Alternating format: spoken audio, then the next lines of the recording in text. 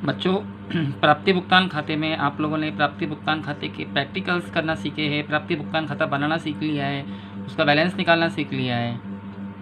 अब हम प्राप्ति भुगतान खाते से संबंधित 4 थ्योरी के क्वेश्चंस कंप्लीट करेंगे। जब एक बात ध्यान रखें, आपने जो शुरू में थ्योरी के क्वेश्चंस किए थे वो इस चैप्टर से संबंधित थे कि इस चैप्टर का जो नाम है गैर लाभ न कमाने वाली संस्थाओं में लेखांकन, उसका अर्थ क्या है, उसकी विशेषता क्या है, उसमें और लाभ कमाने वाली संस्थाओं में क्या अंतर है, वो रोकड़ पद्धति क्यों अपनाती है, फिर लाभ न कमाने वाली संस्थाओं के आय और व्यय के साधन क्या थे।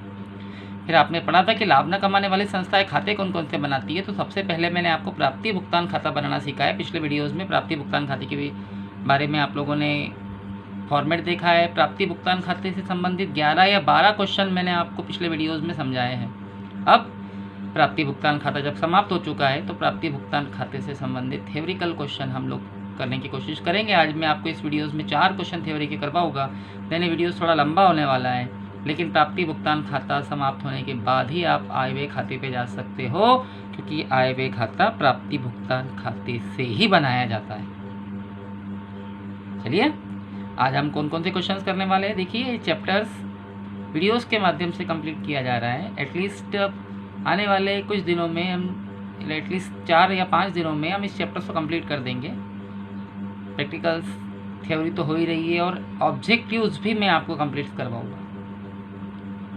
मैंने कहा था कि आप लोगों को एटलीस्ट मई और जून आने तक हम 2 चैप्टर्स अकाउंट्स के कंप्लीट करेंगे। इसलिए अब आप लोगों पे डिपेंड करता है कि आप इसको कितना सीरियसली लेते हो। देखते हैं, प्राप्ति भुगतान खाता किसे कहते हैं, उसकी परिभाषा हम लोग आज सीखेंगे। प्राप्ति भुगतान खाता रोकड़ बही में 5 अंतर, प्राप्ति भुगतान खाते की विशेषताएं, प्राप्ति भुगतान खाते के दोष को सीमाएं बोलते हैं, पढ़ाया आपने 11th क्लास में। या फिर क्या कारण है कि प्राप्ति भुगतान खाता किसी संस्था की आर्थिक स्थिति नहीं बता पाता, ये हम कोशिश करेंगे समझने की। आइए स्टार्ट करते हैं, प्रिपेयर हो, ठीक है। चलिए आ जाए, वेलकम।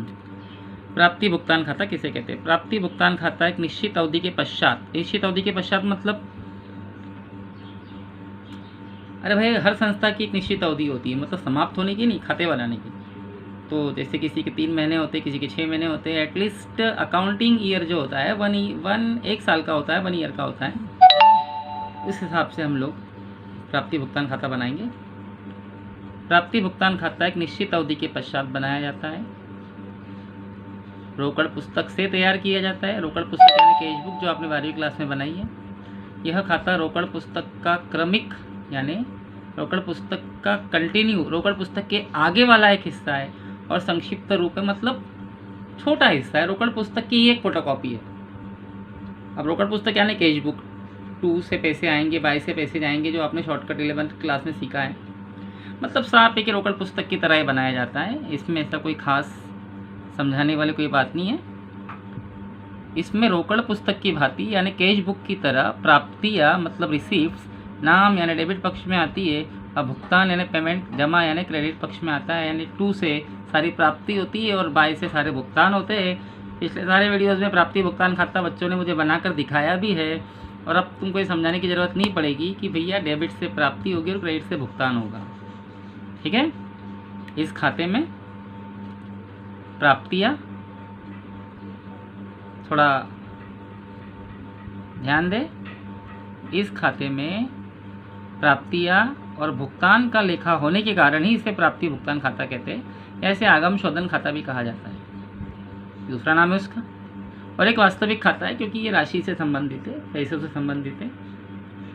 परिभाषा देखी जाए तो परिभाषा प्रोफेसर कार्टर की आप याद कर लीजिए। यह खाता रोकड़ पुस्तक के समान होता है। उन समस्त नगद व्यवहारों का सारांश है जो उपयुक्त शीर्षकों में वर्गीकृत किए जाते हैं, जिससे प्रारंभिक और अंतिम रोकड़ से सम्मिलित होता है। परिभाषा तो आपको एज इट इज ऐसी किसी याद करनी पड़ेगी, अर्थ मैंने समझा दिया। यानी प्राप्ति भुगतान खाता रोकड़ पुस्तक की तरह होता है। डेबिट से सारी प्राप्ति होती है और क्रेडिट से सारा भुगतान होता है, और प्राप्ति और भुगतान आने के बाद प्रारंभिक और अंतिम रोकड़ शेष का ज्ञान हमें हो जाता है। रोकड़ पुस्तक की एक कॉपी होता है, ये तो आप लोग पता ही है। एक स्क्रीनशॉट ले सकते हैं आप यहाँ से इसका, ठीक है। परिभाषा प्रोफेसर कार्टर की याद कर लीजिए। नेक्स्ट क्वेश्चन, प्राप्ति भुगतान खाते की विशेषता है। प्राप्ति भुगतान खाते की जो सबसे पहली विशेषता है या फिर प्राप्ति भुगतान खाते के बनाने की विधि। देखो दोनों क्वेश्चन एग्जाम के हिसाब से इंपॉर्टेंट है। विशेषताएं पूछे या प्राप्ति भुगतान खाता बनाने की विधि पूछे, दोनों का एक ही मतलब है और दोनों क्वेश्चंस का आंसर भी एक ही है। देखिए सबसे पहले विशेषता है शीर्षक। अब आपको पता ही है, इतने सारे प्रैक्टिकल्स करके बैठे हो। प्राप्ति भुगतान खाता बनाने के बाद उसका बनाने के पहले उसका शीर्षक उसके ऊपर लिखा जाता है। पूजा क्लब नेपानगर, रोहित क्लब इंदौर, विक्रम वाचनालय। याद है आप लोगों को? वेरी गुड, याद होना ही चाहिए। सर्वप्रथम खाते का शीर्षक ऊपर लिखा जाता है जिसमें संस्था का नाम आता है। उसके बाद उसके नीचे रिसिप्ट एंड पेमेंट अकाउंट लिखते, याद आया? प्राप्ति भुगतान खाता। फिर दिनांक डाली जाती है एज ऑन 31 दिसंबर 2017 और समाप्त होने वाले वर्ष का उल्लेख किया जाता है। इतना आपको बताने की जरूरत नहीं है, आप प्रैक्टिकल्स कर चुके हो। दूसरी विशेषता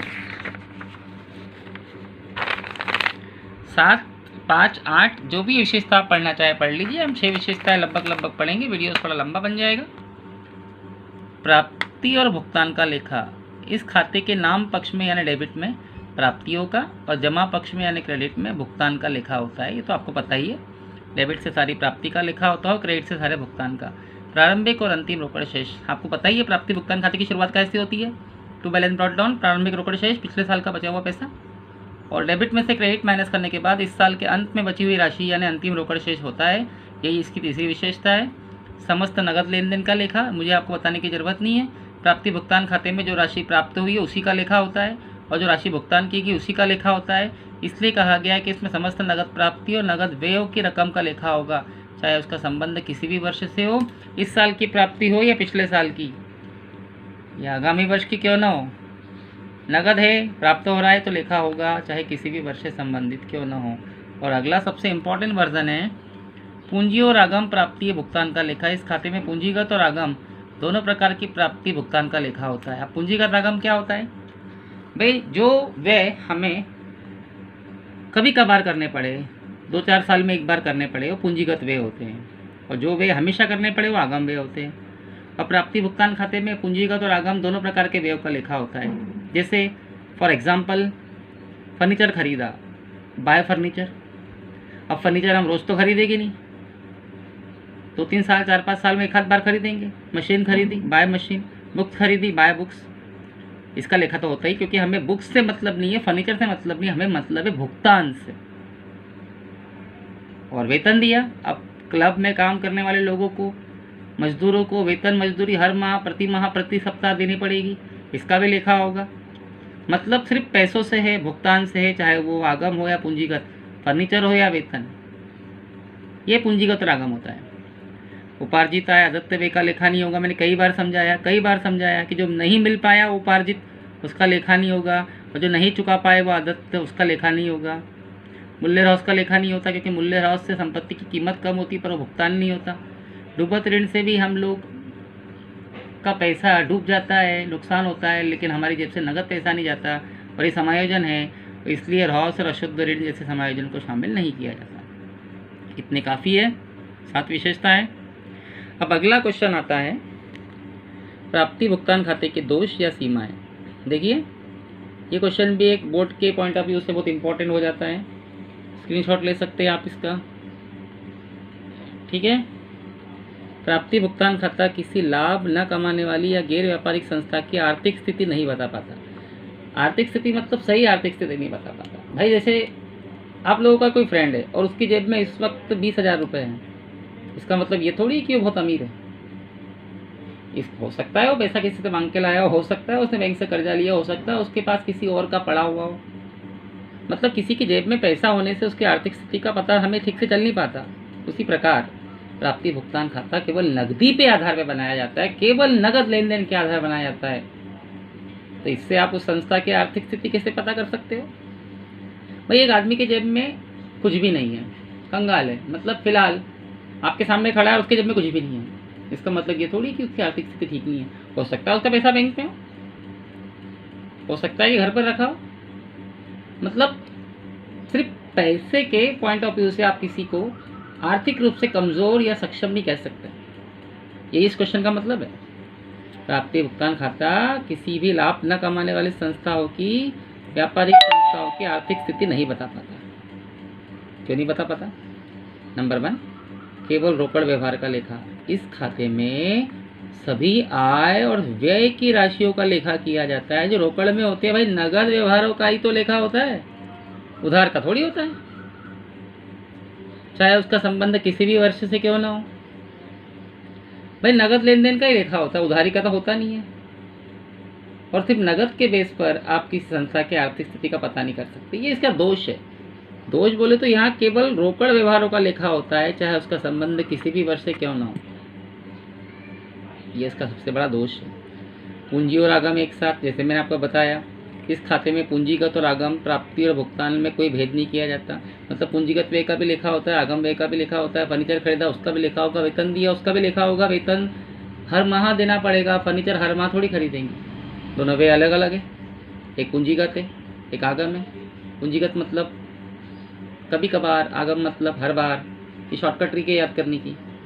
अब प्राप्ति भुगतान खाते में दोनों को ही महत्व दिया जाता है, या भेदभाव नहीं किया जाता, ये इसका सबसे बड़ा दोष है, क्योंकि दोनों नगद होती है। और तीसरा दोष है चिट्ठे का निर्माण नहीं। चिट्ठा आपने देखा होगा, चिट्ठा हमें किसी भी व्यापार की आर्थिक स्थिति बताता है, संपत्ति और दायित्व का ज्ञान करवाता है। अब प्राप्ति भुगतान खाते के साथ चिट्ठा नहीं बनता, इसलिए ये इसका दोष है। इसलिए आर्थिक स्थिति पता कहाँ से चलेगी। इस खाते में संस्था की गत वर्ष की संपत्ति और दायित्व और पूंजी कोष का भी ज्ञान नहीं हो पाता, क्योंकि इसमें चालू वर्ष का चिट्ठा बनाया जा सकता है। मतलब सीधी बात है कि भाई चिट्ठा नहीं बनाते तो आर्थिक स्थिति पता नहीं चलेगी। इतना आपके लिए काफ़ी है, स्क्रीनशॉट ले सकते हो। और आज का लास्ट क्वेश्चन, वीडियो थोड़ा बड़ा हो जाएगा, इंपॉर्टेंट है। प्राप्ति भुगतान खाता रोकड़ बही में अंतर। भाई प्राप्ति भुगतान खाता आप लोगों ने पिछले 12-13 क्वेश्चन में बनाना सीखा है। रोकड़ बही रोकड़ बही 11वीं क्लास में आप लोगों की फेवरेट हुआ करती थी, याद करो। आया है तो 2 से, गया है तो y से। अब इसमें हम अंतर करेंगे, कम से कम कोई 5 अंतर बता देता हूँ मैं। लेखा तिथि, प्राप्ति भुगतान खाते में लेखे तिथिवार नहीं होते, मतलब तिथिवार रोज नहीं होते। 1 जनवरी, 2 जनवरी, 3 जनवरी, 12 जनवरी, 18 जनवरी। प्राप्ति भुगतान खाता एक निश्चित अवधि में बनता है, साल के अंत में बनता है, 31 दिसंबर या 31 मार्च को। जबकि रोकड़ बही में लेखे तिथिवार होते हैं, याद करो। 1 जनवरी टू बैलेंस ब्रॉट डाउन, 2 जनवरी राम को पैसे दिए बाय राम, 3 जनवरी मोहन से पैसे मिले टू मोहन। सबसे बड़ा अंतर तो यही है। प्राप्ति भुगतान खाते में रोज रोज लेखा नहीं होता, जबकि रोकड़ बही में रोज लेखा होता है तिथि के हिसाब से। बनाने की तिथि, यह वर्ष की अंतिम तिथि को बनाया जाता है। और रोकड़ बही तो भाई रोज लेखा किया जाता है। 7 जनवरी का लेखा भी होगा, 8 जनवरी का भी होगा, 9 जनवरी का भी होगा। ठीक है। सारांश, सारांश मतलब किसका हिस्सा है? प्राप्ति भुगतान खाता रोकड़ बही का सारांश है, क्योंकि रोकड़ बही की मदद से बनता है।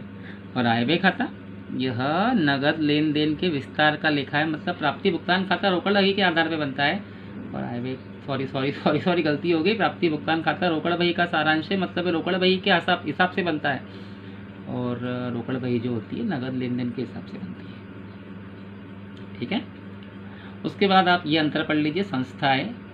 यह खाता मतलब प्राप्ति भुगतान खाता गैर व्यापारिक संस्था और पेशेवर व्यक्ति द्वारा बनाया जाता है। पेशेवर व्यक्ति मतलब वे व्यक्ति होते हैं जो अपने ज्ञान का, डिग्री का और अनुभव का इस्तेमाल कर लोगों की सेवाएं करते हैं, डॉक्टर, इंजीनियर, वकील। और रोकड़ बही गैर व्यापारिक संस्था भी बना सकती है, व्यापारिक संस्था, दोनों बना सकते हैं। रोकड़ बही किसी का कोई खास, रोकड़ बही का कोई इतना लिमिटेशन नहीं होता, रोकड़ बही कोई भी बना सकता है। आधार, यह खाता रोकड़ बही के आधार पर बनता है। प्राप्ति भुगतान खाता रोकड़ बही जो होता है समय समय पर होने वाली प्राप्ति और भुगतान के आधार पर बनाई जाती है। आधारित खाते पढ़ लीजिए आप। इसकी सहायता से आयव्यय खाता बनता है। प्राप्ति भुगतान खाते की सहायता से आयव्यय खाता बनता है। देखिए आयव्यय खाता अब हम बनाने जाने वाले हैं, यानी प्राप्ति भुगतान खाते की सहायता से आयव्यय खाता बनता है और रोकड़ बही की सहायता से प्राप्ति भुगतान खाता बनता है। उम्मीद करता हूँ कि आप लोगों को आज के क्वेश्चन समझ में आए होंगे। आप इसका भी स्क्रीनशॉट ले सकते हो।